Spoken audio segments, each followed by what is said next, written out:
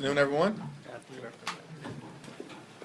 From the very beginning of this Congress, House Democrats have made clear that we will work with our Republican colleagues on any issue to find bipartisan common ground whenever and wherever possible in the best interests of the American people and in order to make life better for hardworking American taxpayers. Once again, Democrats have demonstrated our willingness to work together, do the right thing by the American people, and provide the overwhelming majority of votes necessary to get things done. And in this instance, fund the government, prevent a shutdown, and continue to work toward making sure we can arrive at a spending agreement that meets the needs of the American people in terms of their health, safety, and economic well-being. At the same time, what we see from extreme MAGA Republicans here in Washington and all across the country is an effort to take away reproductive freedom from the women of America. The extreme MAGA Republicans want a nationwide abortion ban. The extreme MAGA Republicans want to strip away the ability of women to seek fertility treatment. Extreme MAGA Republicans want to go after contraception. Extreme MAGA Republicans, at the end of the day, want and will stop at nothing in trying to jam their right-wing ideology down the throats of women and the American people. And House Democrats are going to continue to aggressively push back against their extremism. Last but certainly not least, the man who will lead us to a pro-reproductive freedom majority in the United States House of Representatives, Leader Hakeem Jeffries, recognized for 5 minutes. Well, thank you so much, Chairwoman Wasserman Schultz, for convening us for this incredibly important hearing here today. To all of my colleagues in government, to all of you in the audience who've joined us here today, and certainly to the witnesses for your time and your testimony here that will make a difference. And as Co-Chair Kildee indicated, our resolve going back to Washington is strengthened as it relates to making sure that we do everything in our power to protect a woman's freedom to make her own reproductive health care decisions and pass the Women's Health Protection Act. Mrs. Elidor, your testimony made clear that the abortion care issue is fundamentally about freedom, and we want to protect it. The extremists clearly want to take it away and impose government-mandated pregnancies, which is anti-freedom, as Congressman Frost pointed out and my other colleagues. Do you believe that Governor DeSantis and right-wing politicians should play any role in deeply personal reproductive health care decisions? Absolutely not, by all costs, no. And why is it problematic that MAGA extremists are trying to insert themselves in decisions that you clearly have indicated the government should play no role in whatsoever? First of all, I'm African American. I'm a minority. I'm Haitian. I'm a woman. I already have everything stacked against me. And many people that are in the situation of IVF and all, this is the same thing we deal with.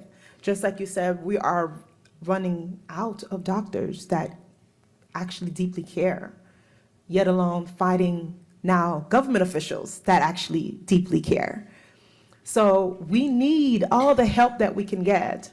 So the lack of medical providers is already a stake for us, but we're tired of fighting. honestly, with IVF, and we're just simply tired of fighting because we're fighting every single day with our own bodies. Now I got to give the right to someone else to make that decision for me. That's not fair. Well, we're here to make clear that we're going to fight with you and the people of Florida until we restore reproductive health care freedom. Thank you. And as I close, thank you, Ms. Dorbert, for your testimony here today, really taking the pain and doing all that you can to turn it into progress for the people of Florida. And your testimony was profound, it was powerful, it was poignant. The women of Florida here, of course, now face a cruel, a dangerous, and an extreme 6-week abortion ban. What is your message to the women and to the people of Florida?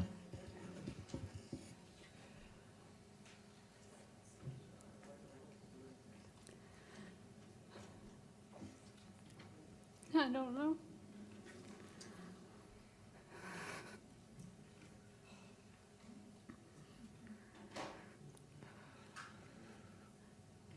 Well, thank you. Thank you for your presence. Thank you for your powerful testimony. It has been personally moving to me, to I think all of us. It speaks for itself in terms of what has been unnecessarily and cruelly inflicted upon you, your son, your husband, and your family, and why it's so important for us to make sure that all of us collectively do everything that we can to ensure that the amendment that will be before the people of Florida restores a woman's freedom to make her own reproductive health care decisions in November. Thank you, and I yield back. Thank you. For months, America's national security interests have been put on hold and undermined by a group of extreme pro-Putin Republicans who are determined to stop us from standing with our allies across the world, and in particular, the Ukrainian people, who have fought bravely and valiantly in defense of principles like democracy, freedom, and truth. The time has come for the House of Representatives to act, and act decisively in America's national security interest. This is a Churchill or Chamberlain moment. We can either confront Russian aggression in defense of democracy, or we can allow the pro-Putin extreme MAGA Republicans to appease it. As events have shown in modern world history, appeasement of aggression gets you nowhere. When this was tried at the beginning of the events that precipitated World War II, it led to nothing but more than 100 million people losing their lives or being seriously injured as a result of the events of the Second World War. We cannot repeat that mistake. We have to make sure that we stand with our democratic allies in Ukraine, in Israel, in the Indo-Pacific, and surge humanitarian assistance to Palestinian civilians who are in harm's way in Gaza through no fault of their own, and civilians who are in war zones all across the world. And that's our intention, to get that done over the next few days. I yield to Democratic Whip Catherine Clark. Despite all these delays, there was still a very significant bipartisan vote for the rule, at least. But you just mentioned you want to see what happens on Ukraine. Do you think that there is still a significant bipartisan consensus when it comes to these national security issues, or do you still have doubt about I'm very confident that the overwhelming majority of House Democrats will stand by our Democratic allies in Israel, in Ukraine, in the Indo-Pacific, and make sure that humanitarian assistance is secured for innocent Palestinians in Gaza who are in harm's way through no fault of their own, as well as people in conflict zones throughout the world, including in Haiti and the Sudan, where there is massive suffering. That's what I'm confident about in terms of Democrats continuing to step up and meet the national security needs of the American people, solve problems, and deliver real results, always exercising common sense and pushing back against MAGA extremist chaos. It remains to be seen what a majority of House Republicans will do. We'll have that answer tomorrow. Speaker, I'll yield 1 minute now to our Democratic leader, Mr. Jeffries of New York. The gentleman is recognized.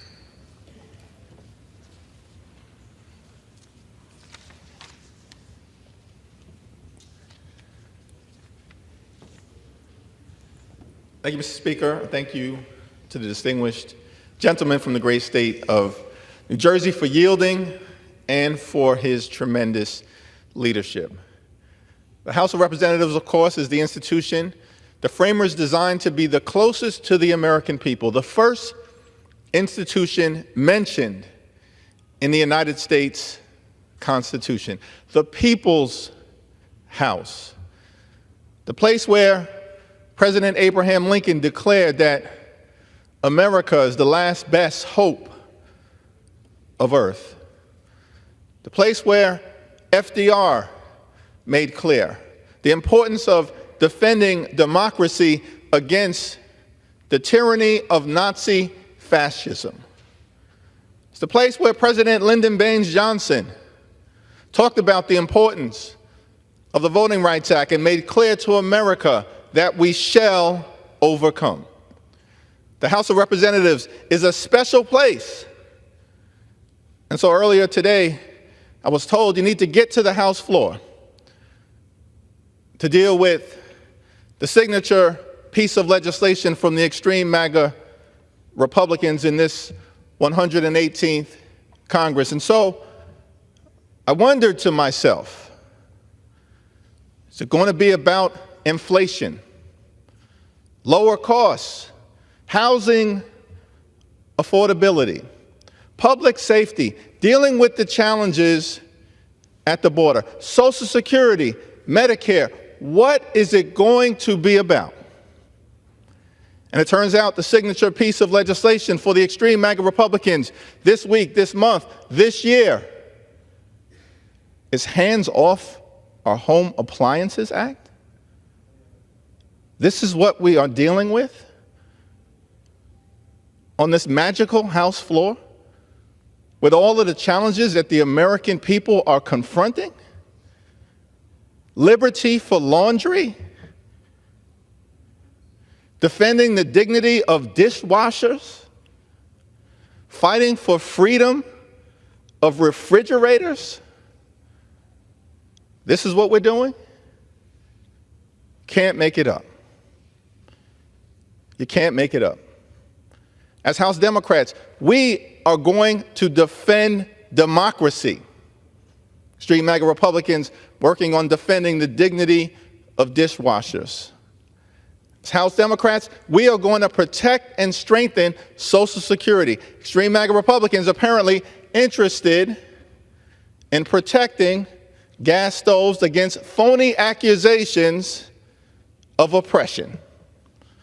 House Democrats are going to defend reproductive freedom. Extreme MAGA Republicans focused on the freedom for refrigerators. We believe in a woman's freedom to make her own reproductive health care decisions. Period. Full stop. In women's health care, in protecting the women of America against extreme MAGA Republican overreach. And instead of leaning into the protection of reproductive freedom, instead of trying to strengthen Social Security and Medicare, you want to criminalize abortion care. You want to impose a nationwide ban, and then waste time on the House floor as it relates to the liberty of laundry. You can't make this up. And so I just urge my Republican colleagues to partner with us. If you want to push back against overreach, push back against the pro-Putin extreme overreach on your side of the aisle. It doesn't want to defend democracy and freedom here and abroad. It's undermining it. And we extend the hand of partnership, as we've repeatedly done, to solve real problems for the American people.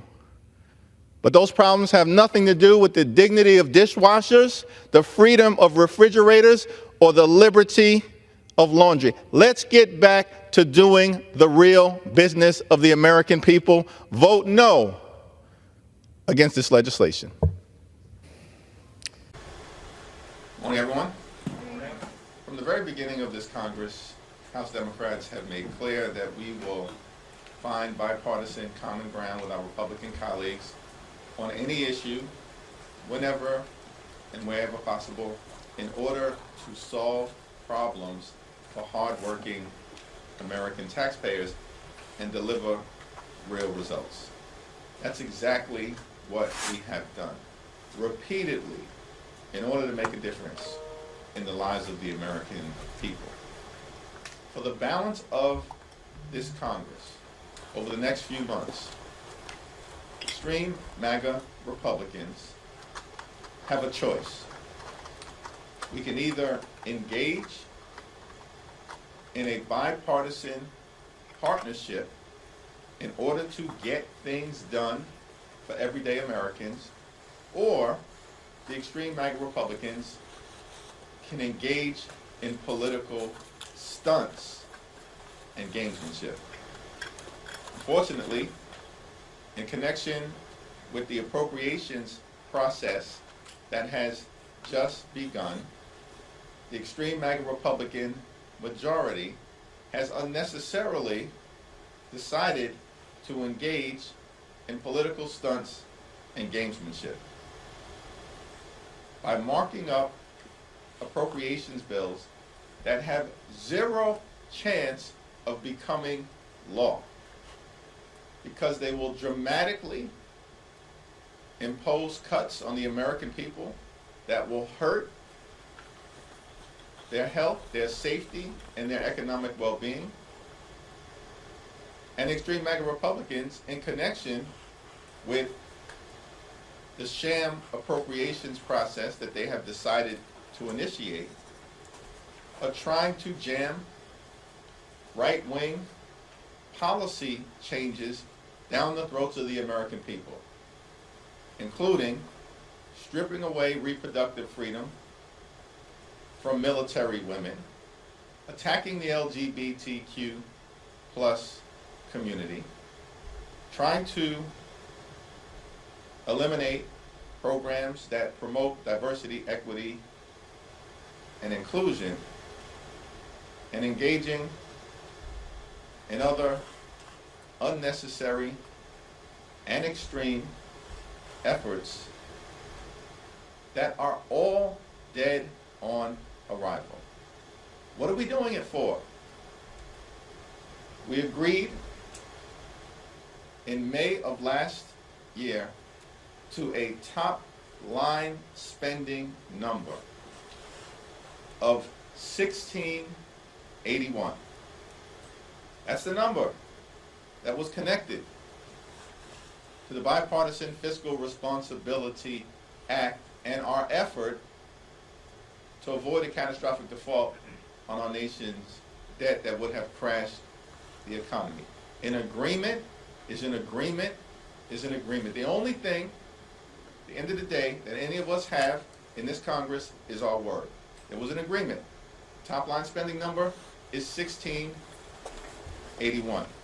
That's the number. Nothing short of that will we ever agree to. Which means that the extreme MAGA Republicans who understand that dynamic, because we've repeatedly made it clear, are trying to shut down the government and hurt the American people in advance of the November election. We've seen a lot of recent ads from House Republicans pushing back on Democratic attacks on abortion rights, saying that they don't want to ban abortion nationwide, that they support IVF.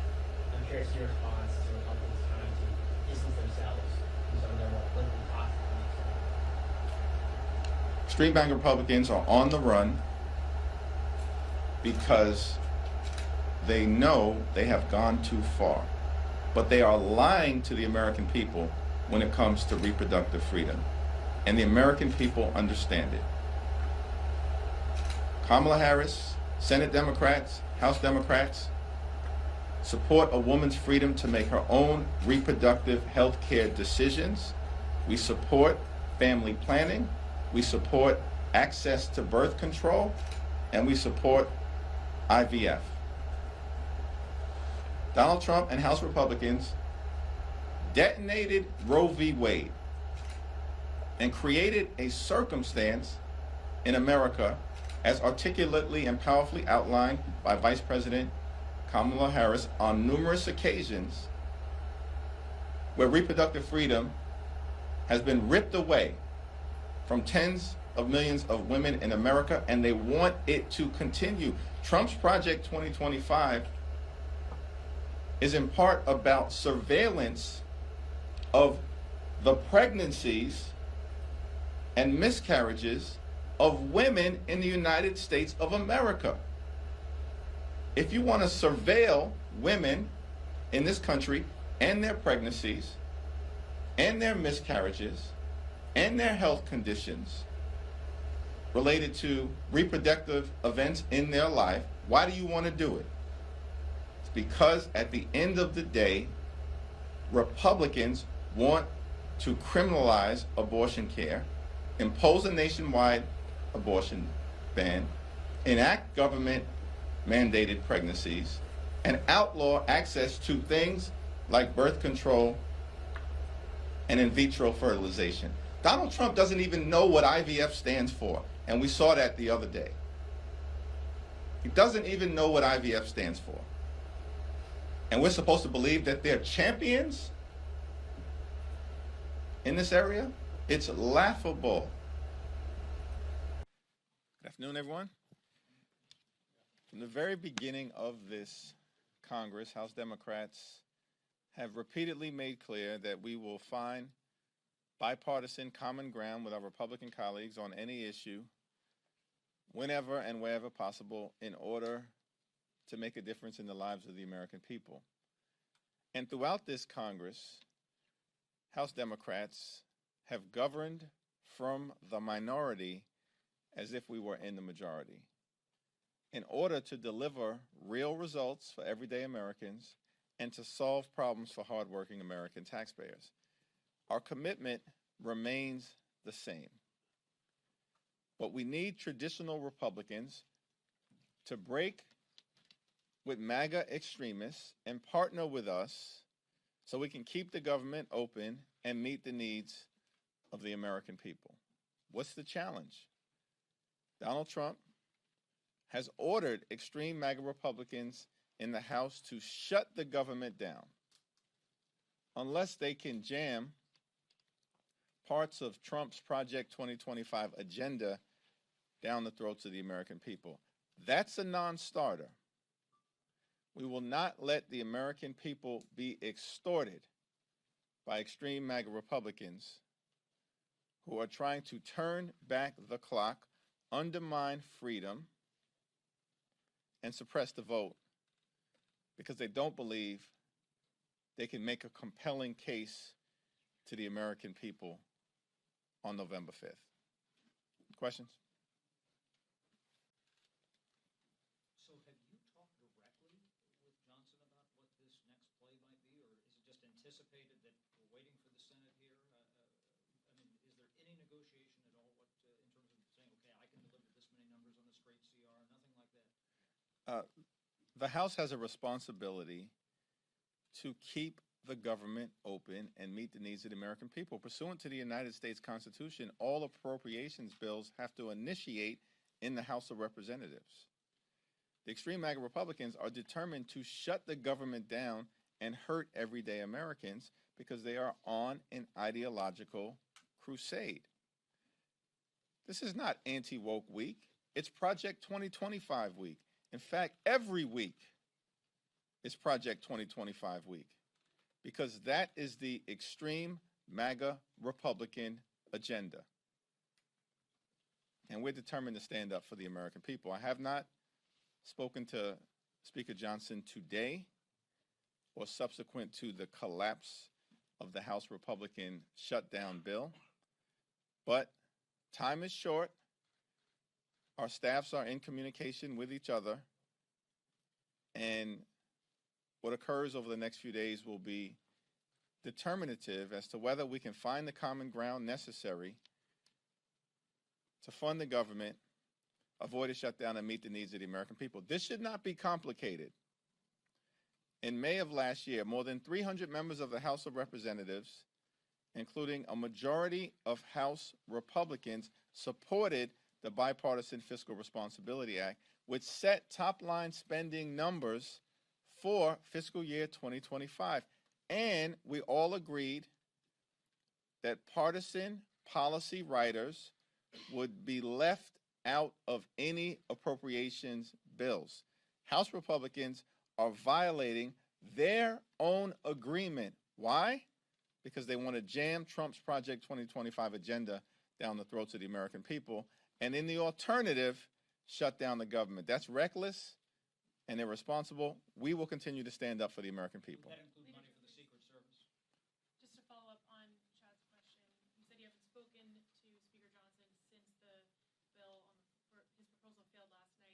Can you characterize more generally what your conversations with the Speaker have been on this? Or are you guys on the same page about how this ultimately will end? Does the Speaker understand that this is leading towards a clean CR? Any private conversation with Speaker Johnson will remain private. However, there's nothing inconsistent between what I may say to Speaker Johnson privately and what we are saying publicly. This is not complicated. We have already reached an agreement connected to the Bipartisan Fiscal Responsibility Act with respect to the top-line spending number for fiscal year 2025. And we will not accept any partisan, right-wing policy changes to current law. That was an agreement that we reached last year, and we expect that agreement to be kept. We are also, as House Democrats, not going to allow Republicans to cut $12 billion in funding for veterans' health care that would undermine our ability to meet the needs of veterans who are suffering painful exposure to toxic substances, burn pits, and Agent Orange. As House Democrats, we will not let extreme MAGA Republicans shortchange our military readiness to the tune of $6 billion. And we will also not let House Republicans fail to meet the needs of the American people who are suffering from the harmful impact of extreme weather events by shortchanging the American people by $25 billion. And so there's nothing inconsistent with that public position that I might otherwise say to Speaker Johnson privately.